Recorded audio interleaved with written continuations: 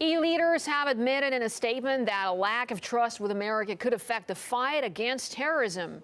In a brief statement, heads of state said that diminishing trust could complicate future collaboration between countries. Now, this follows the latest leaks by whistleblower Edward Snowden that revealed the National Security Agency had been spying on 35 world leaders. RT's Tessa Arcilia reports.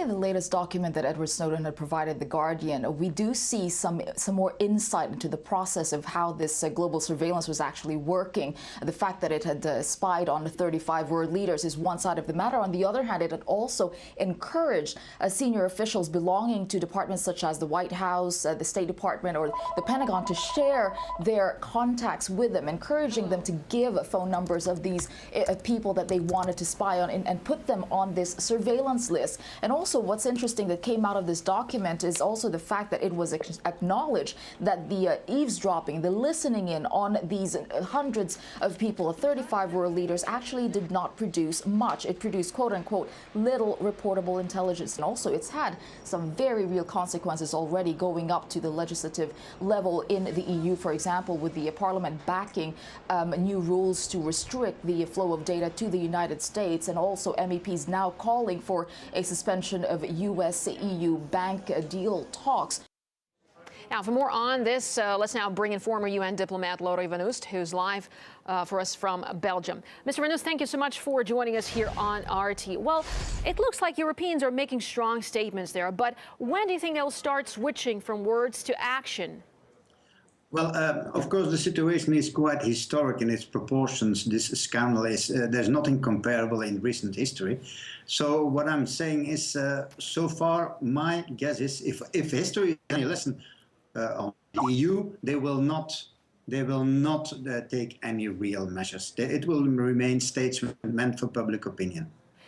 Well, let's take a look at the history of the relationship regarding data protection and Yes. EU data protection specifically. Well, measures were supposed to be launched 2 years ago, but were sort of prevented from, happening by Washington lobbyists. So will Brussels succeed this time? What do you think? Well, if you say Brussels, you should distinguish between the European Commission and the European Parliament. The European Parliament is certainly going to demand some strong measures. They're going to go back on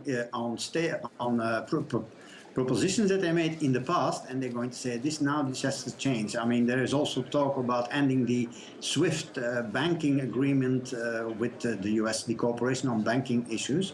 So on that level, yes, they will do something. The whole matter is the European Parliament is not the one that really decides, it's the European Commission. And there we already have a statement by Karel de Gucht, the EU Commissioner on Trade, who says, no, we should go on with the negotiations on this new free trade agreement. So what does that tell me? It tells me, just like I said, on the longer term, in the few weeks after the media toned down a bit the issue, they will just go on as business as usual. That is my expectation. Well, let's take a look at Germany and France here, who say they are determined to establish the so-called no-spy agreement with the United States before the end of the year. So what do you make of this? I mean, do you see it as a sign of progress?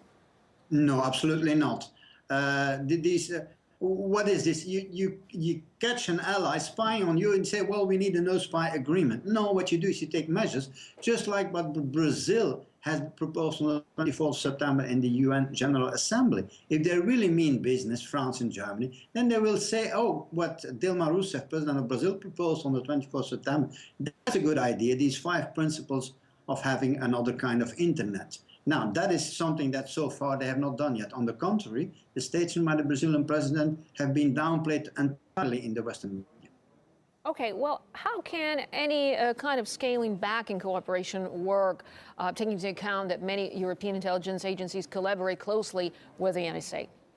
Well, the thing is, of course, when you say collaborate, that sort of presupposes equal partnership. I mean, it's collaborating with this huge partner on the other side. So it's basically having their assistant on the side, and they use their information.